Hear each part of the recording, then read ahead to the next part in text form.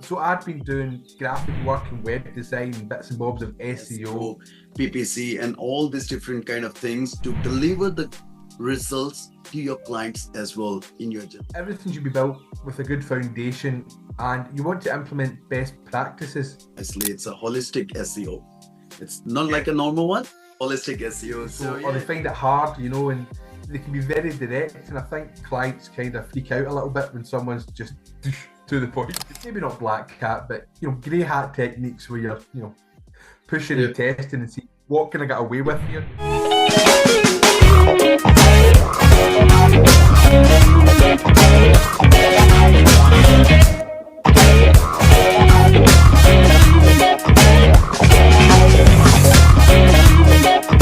Hey everyone, welcome to Agency Growth Lab, and we have a fantastic episode lined up today with a special guest, Chris McKane from R&M Consultants, who is an SEO lead and prefer to focus exclusively on service-based businesses.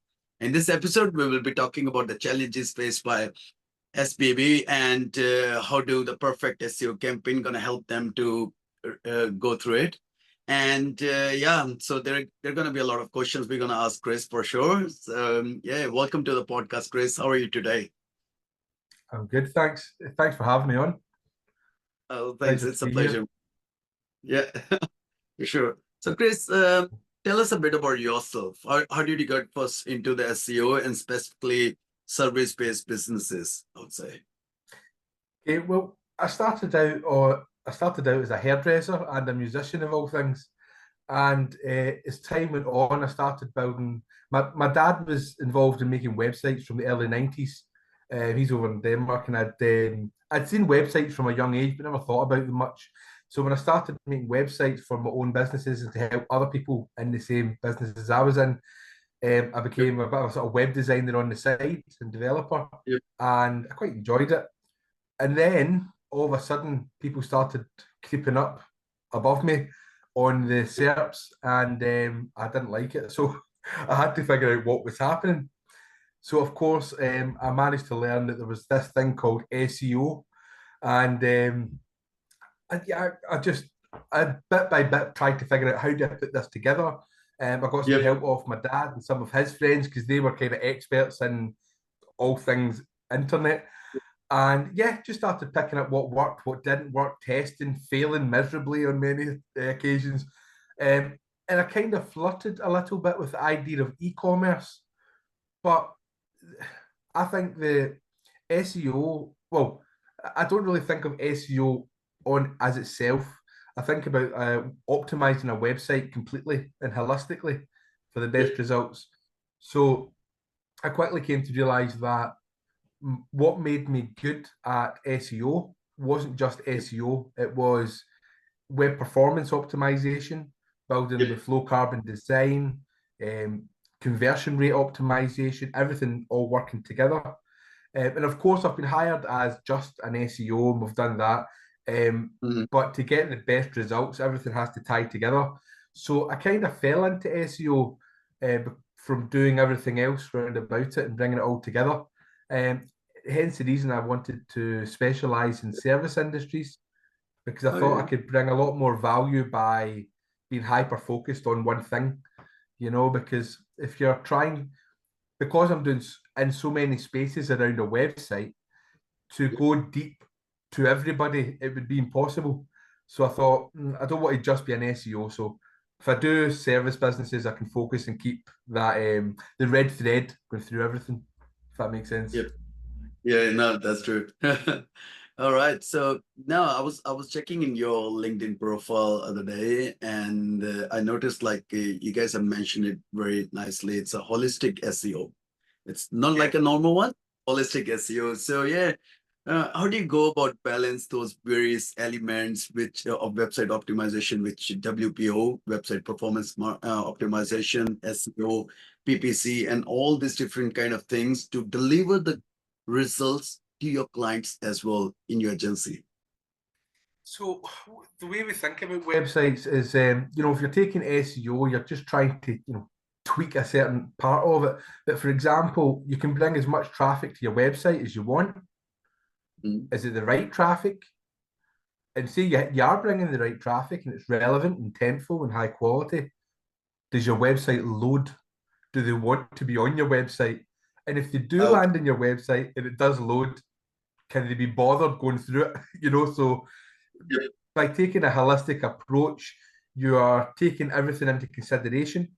So when you're creating a strategy, you build out where you want to be and you sort of reverse engineer it, and then you find the optimal path to it so that everything's compounding on each other to get the best results.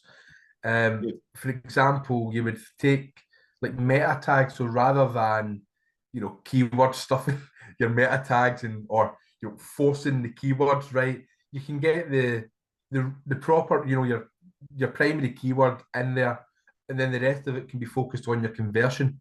So you're delivering Mhm. the most use to the user. And I found by doing this as well, it means that you can stay. I hate the word black hat and white hat and all that, but unfortunately, it's part of our business. Um, I always stick to what's considered white hat, and the Yep. reason for that is one, if you do a lot of work, I don't want that work to ever be jeopardized. And it's Yep. also nice if you do the hard work to begin with, you're not breaking a sweat every time Google changes its algorithm, because Yep. you're focused on Yeah. the user.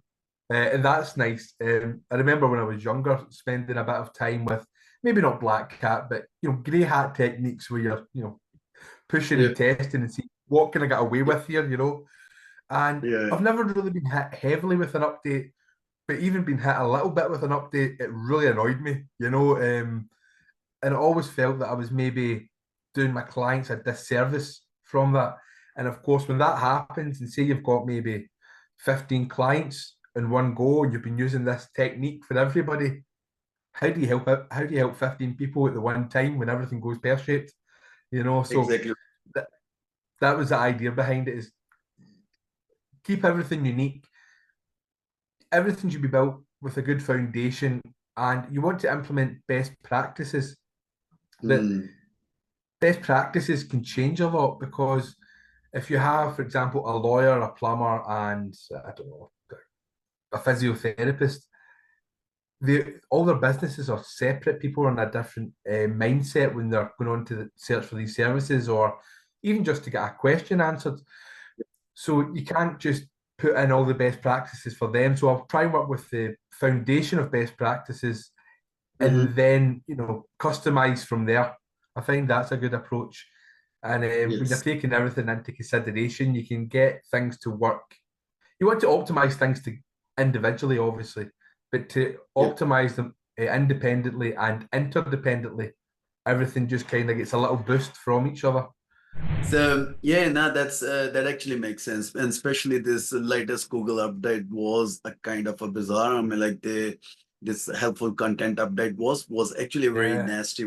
Um, some of the movements I've seen where everything we were doing it as per the holistic, as per the whitehead ways, as per data-driven campaigns, but still the clients, some of the clients they got hit, and it's really very hard to actually understand what has really happened in that case. But yeah, no, it is, I can understand you have got a complete 360-degree kind of a bouquet of services where you are looking at the speed optimization, there you're looking at the SCRO and SEO as well, because CRO is something the majority of the people they put it on the side. They feel like, oh, SEOs, they don't really need it, but yeah, it is actually required, because if the traffic is really coming in, then the traffic has to get converted as well. So yeah, that's exactly. something is it.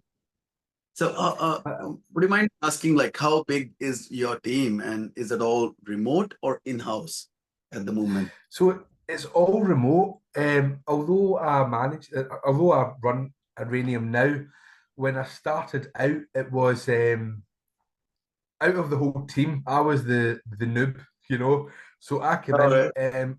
and basically the way it was it was a team of guys that had been doing this for a long time, and they're autistic, so they don't do so well in communication with people, so or they find it hard, and they can be very direct, and I think clients kind of freak out a little bit when someone's just to the point, and they can sometimes think it's rude when these guys maybe think, well, I'm not wasting your time. So I'd been doing graphic work and web design, bits and bobs of SEO, and then it just kind of happened that I kind of went through the ranks a little bit. And it was a case of, oh, we'll get Chris to do that because he's okay doing that, or Chris is good at this, so we'll let him do that and we can focus on this. And yeah, I just ended up in this position. I still feel like I've been duped somehow, but I'll take it. It's good. And I've learned a lot from them. So it's not a massive team. The it's actually getting smaller at the moment because we were pretty big in the terms of clients that we would take on. We were global and we were working with really big clients and doing a lot of consultancy work because if you get big, there's a lot of NDAs. I'll use an example. I don't want to give away a client in case I get my hand wrapped. So I'll use a non-client as an example. So say you had Coca-Cola, and you're not going to go in and optimize their web performance and their conversion rate because they have teams for that. They don't even want you to do the SEO. They've got teams for that. So they would hire you to say, or us to say, okay, we've got a problem. This is what's happened. How do we fix it? And how do we get it from A to B? We create a strategy. We give it to them.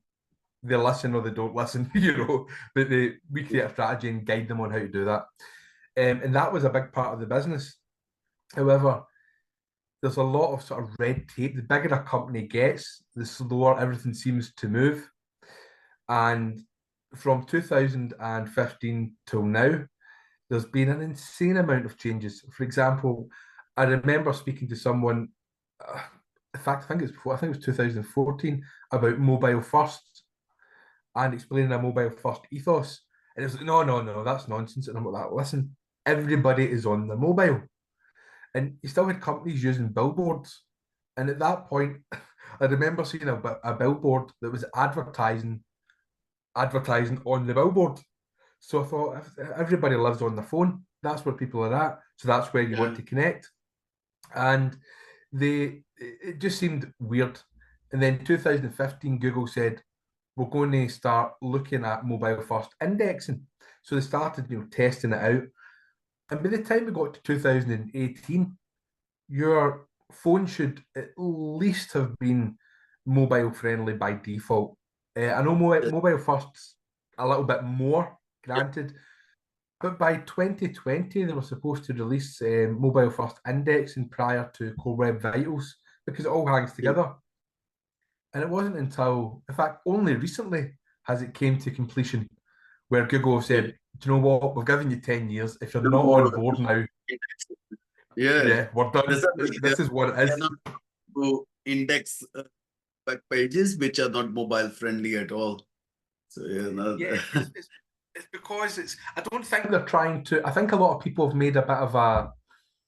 I think it's maybe not being communicated well in some circles because people think that all desktops are no longer indexed, which isn't really the case. Basically, the way it is if it's a mobile bot. If Google crawl your page, it's from a mobile's perspective. So if it can crawl it, then of course it can be indexed. But if you think about like responsive web design, that's taking a desktop and breaking it up for different devices on the way down. So that's top to bottom coding. If you think of mobile first, then you create for the mobile and it expands up fluidly across all devices. So bottom to top coding. So if you have for example, a mobile first website and it gets crawled, all that information is being indexed relevantly and properly. So of course your desktop is still being indexed. And even though my website's mobile first, most people experience my website through desktop because of the nature of it.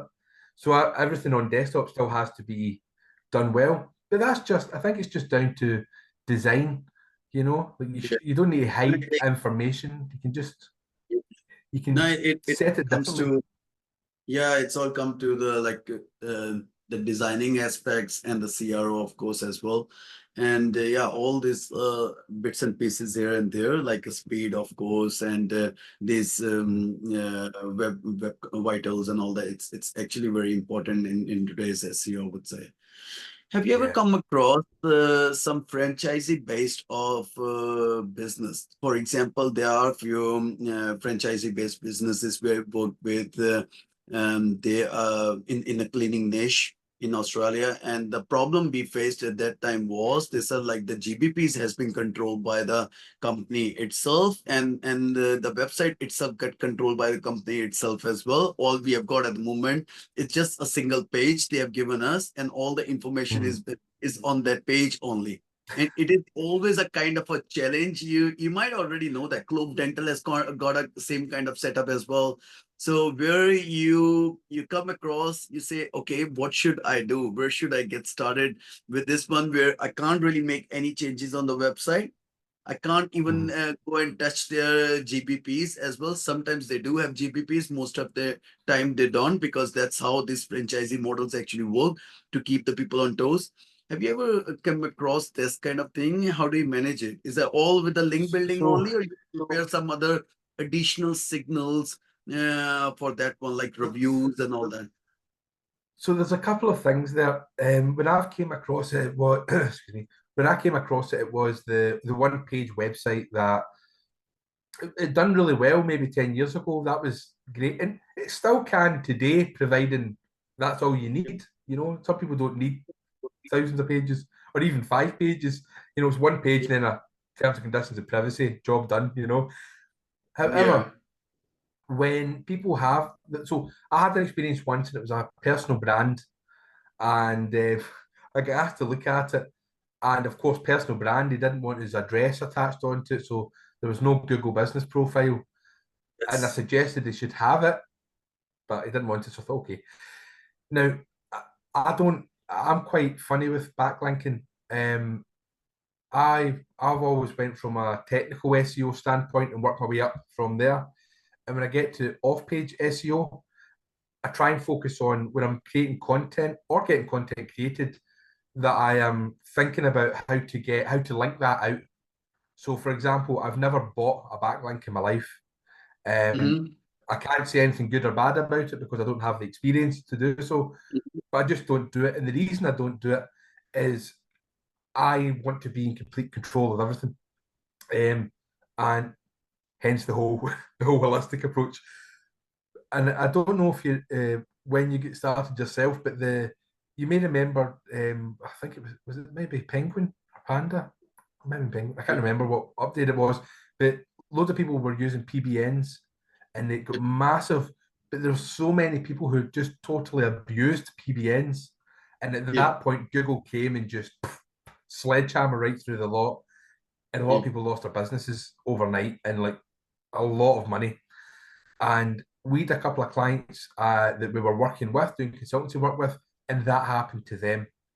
In fact, two of the Mm. people in our team, they were doing that on the side. It also happened to them. And I was still quite young in SEO at the time, but in my head, I thought, okay, what if I'm in charge of someone's business, essentially, in Yeah. marketing, and that happens? How do I get out of it?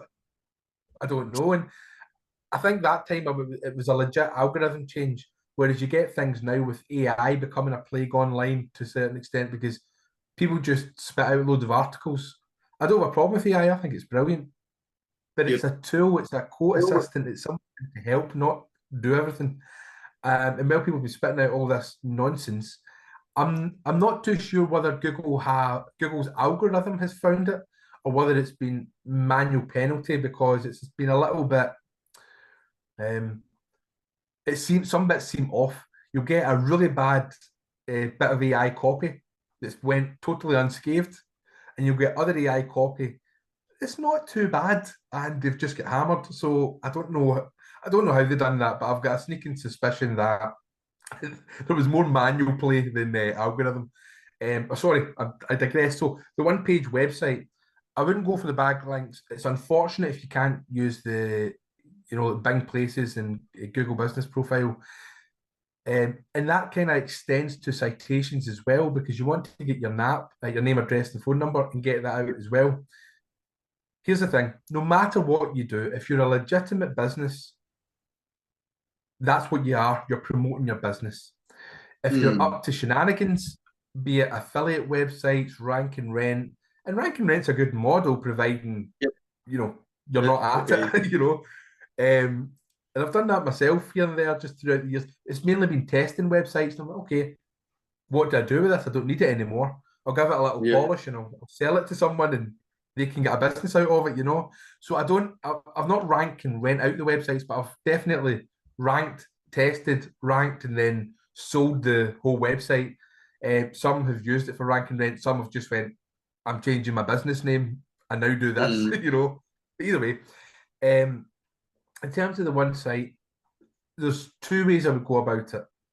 If you mm, genuinely cannot get, they're not going to expand on anything and you're limited to that one page, yep. then it's important that you tell them that they are boxing themselves in.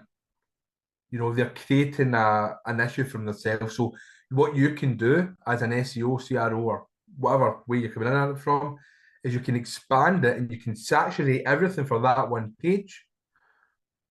But there's a pivot point, and that fine line, once you go over that fine line, it's over optimized and it will work against them. And you could do everything for today to get it working over, say, the next 6 months to a year, and then leave them to it. You don't need to do anything else once you've done it. An algorithm change could then say that's now over optimized and they will just sink. And there's nothing you can do about it because you don't own the SERPs. It may work Yep. well in Badu or Duck, Bing, but not Google or vice versa. So Yeah. they're kind of You shooting can't. themselves in the foot. Yeah. I think. No. Sorry. Yeah. No. I'm listening. Yes. Yeah. So another So. way I could go about it is I would just be upfront with them and say, look, what do you want to do with your business? What's your intention? Where do you want to go? Who's your target audience? What do you want to achieve? And once you Mm, have that, create a strategy. And the strategy will involve expanding on this. So if you say to someone, oh, this is going to cost you, I'm just using plucking numbers, but say 12,000, so £1,000 a month, and you can work on that for, I don't know, say 10 to 20 hours a month for the £1,000 a month over the course of a year. That's a lot softer than saying this is going to cost you £12,000 now, or whatever dollars, whatever, right now to get this fixed. It because softens the blow a everything, little. yeah, everything is so much limited in that case, because obviously you can't work on their JPP, you can't work on their website as well. So yeah, PPC can be another thing which can be done. Maybe Yep. some of brands, they don't even allow to do a brand checking in that case as well. It's a very Yeah. common thing in PPC, that you can't really, because if that is holding, the main domain is get hold by someone else, you can't go install the pixels as well. You cannot really get a proper conversion rate. See, I personally feel like franchising model is not a very good way to go, because that's No. something you need to pay a kind of a dividend to them, and then at the same time you are always on their mercy, that they can take it down, they can go about it. So yeah, no, it's not that easy. The one size fits all doesn't work as well as it once did because I've worked on, I'd be lying to say a number, a lot of websites. Whether it's just small tweaks, consulting, SEO, or any of it. Mm. I've been doing this for a long time, so it's all stacked up. I can't think of any two websites that were the exact same. Even in the same niche, in the same area, with even the same people who are made another site, everyone's Yep. different. So, Yeah. and I used to make templates for people who make websites. So when I Mm. say a template, it wasn't just a theme. It's kind of a child theme, but I created a framework which made it easier for them to rinse and repeat. So I would make like a theme for a plumber, and they could make how many, plumbing websites they wanted to make out of that. But when I built it up, what about in the CSS was options. And I commented it all out and I gave a guide on how to use it, which meant once you had set what you wanted to use, delete the other sections. And so it Yeah. started off default. And by the end of it, it was still pretty unique because when you have so many variations, Yep. for example, if you think of a musical, 12 musical notes in Western music, 12 musical notes, if you were to put them in every possible combination, I'm pretty sure the world would come to an end before you were done. So even 12 variations can create a lot of unique properties. Yep. So when you get one size fits all and it's just a stamp in every website, Yep. they're doomed to fail from the beginning. So what you're trying to do is just keep a lot of the same plates spinning, and it's a lot of busy work for not a lot of money. Save your money. Just I wouldn't invest in it myself. No, I completely agree to this on that. Just the final two questions I've got today is Chris, the number one is like there is a location-based business and there is a service-based business. The location-based is a lot more easy with the GBPs. Let's talk about the GBPs. Only that, and like we can put on the right address, we can create naps and name, address, phone number kind of a thing, and it's a lot more easy. Put the attributes and all that. But when it comes to the service-based business, is that how you go about, or as a part of your SOPs, like how you go about optimizing the GBPs? And when you are building out citations where most of the citations they ask for a name, address, phone number as a mandatory one, how do you go about manage that thing? Okay, so there's two sides to it. There's the legit version, we're a real business, and then there is somebody who they're not at the location where they want to be, you know. So we'll go with the legit one because it's easier. You know, as everything's above board, you just put in. So I'll create the NAP first. What is it going to be? And I'll put it on Google and Bing first, and then from there, I've got the set NAP for every single citation, so you've got constant continuity, so nothing's breaking. And with that as well, I'll go on and I'll use every element on the GBP and Bing. Ideally, you want to create them a bit unique. This is where AI is good because you can write out your about or your information, and then you can use AI to give you different ideas. And once you've got them side by side, you can optimize them and get the right keywords in and relevancy and stuff. And then you've got two versions of the same thing for Bing and Google. And of course, filling out all your details that's going to be similar to your schema, which is very important because it's algorithms and it's SEO. What we want to do is say to an algorithm, this is our information, and no matter where you look for our information, it's going to be the exact same. So that's how I fill out and optimize the Google Business Profile. And of course, one bit that, oh yeah, totally. That's if you're location based. So if you're not in that location, this is where it changes. The few times that I've done it, I'd like to say I haven't, but I have. I think we've all been a little guilty of going down that route with people. What I've done is I've said, okay, where's your address? And people pluck out crazy addresses.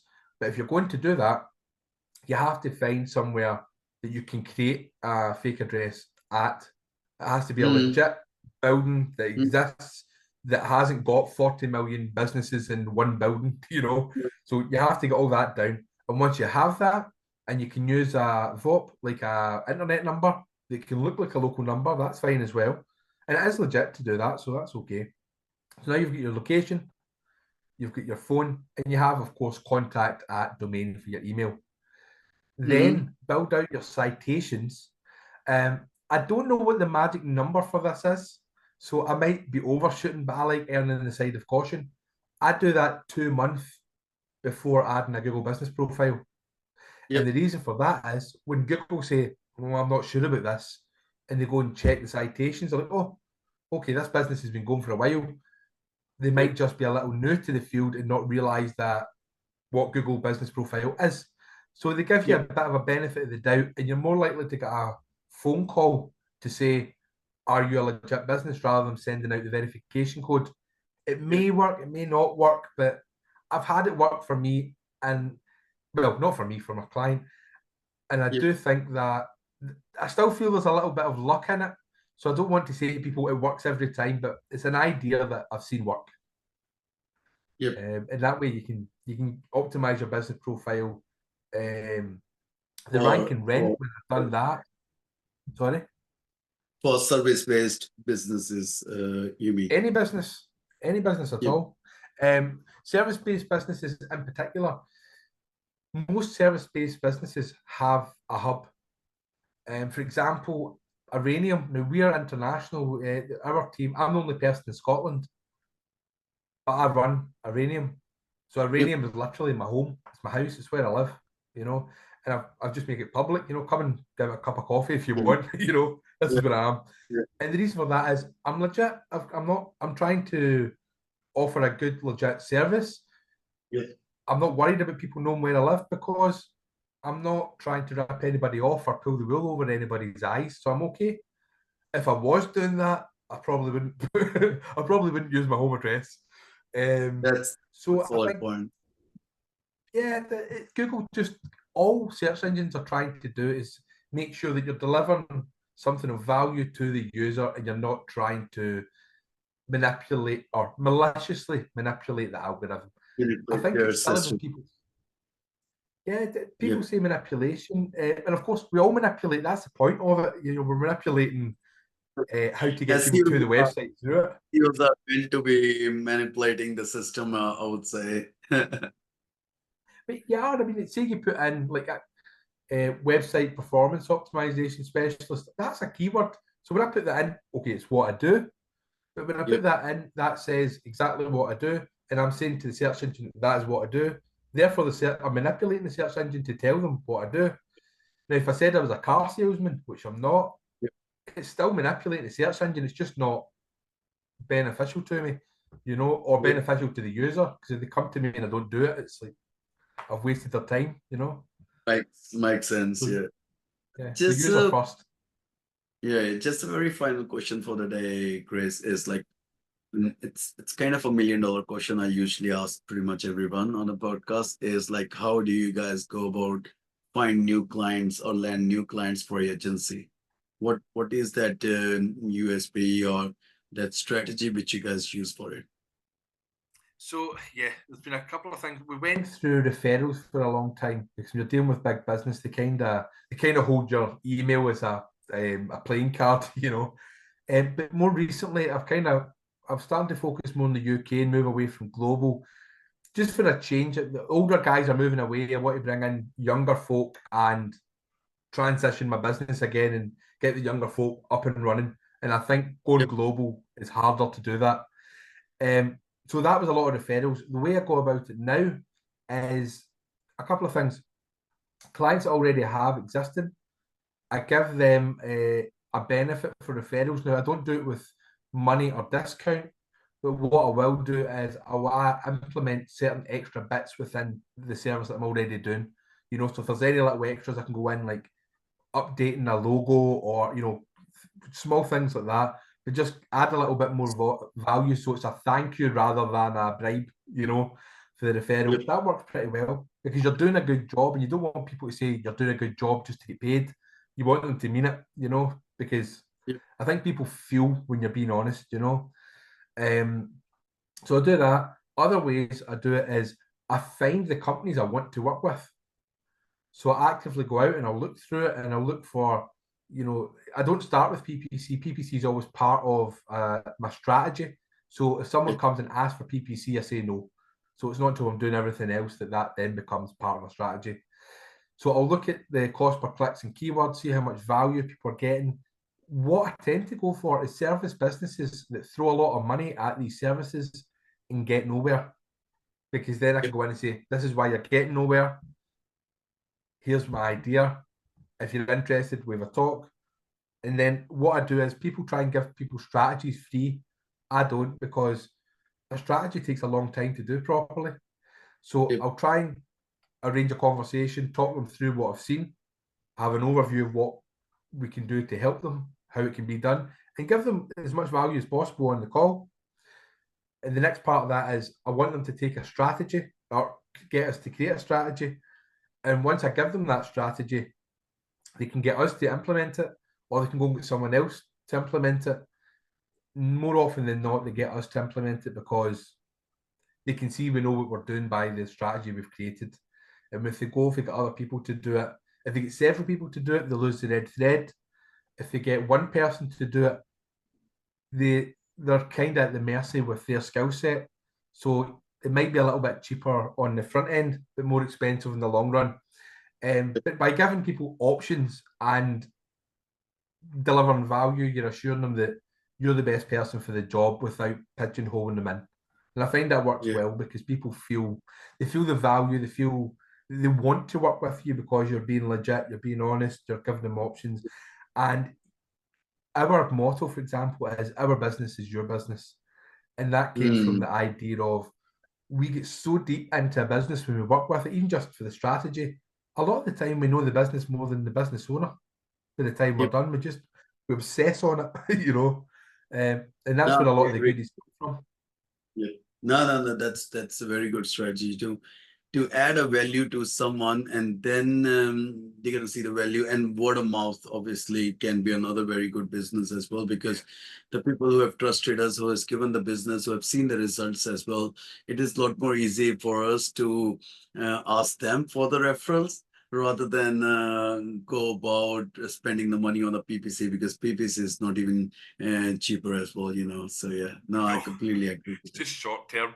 What I mean, even when I done music or cut hair, for example, when I cut hair, I opened up a shop, and what I done was I done 2 days with half price cuts, and it was only haircuts, not the rest of it.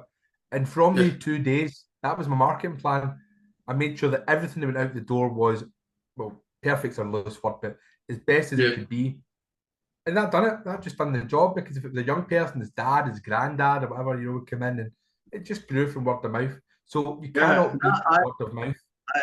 I always say to my partner as well, so like the best clients would be to whom we are paying as well, because they're all happy to listen us. So let's say if they are haircuts, these guys gonna be hairdressers, can be our clients. If they're hair salons, my wife or his wife is going, that can be the client. So the potential client list is always to whom we are paying, and so we value their business, so they can actually value ours as well. So yeah, no, thanks for that, Greg. And for the people who want to know more about you, want to connect with you, would that be okay if I put your LinkedIn address over there in the video description, so that Definitely. they can connect? It's, you know, it's a small world, and we all are a like-minded community as well. So it's always good to connect. What I always believe is. Yeah, definitely. That would be good. And anybody who wants to ask a question, go for it. Yeah, for sure. And no, thanks for that, Chris. I really appreciate the time, the value, everything you have given in this podcast. And yeah, there was a very first-hand information, I would say, because there was coming from an agency owner. So no, thanks for all this value, for sure. No problem. And I hope it's been of use to some of your listeners. Yeah, And no, for sure. Thank you for having me on. It's been good fun. Yeah, no worries. Thanks for that. Bye-bye. Thanks. Take care. Bye. Bye. You too.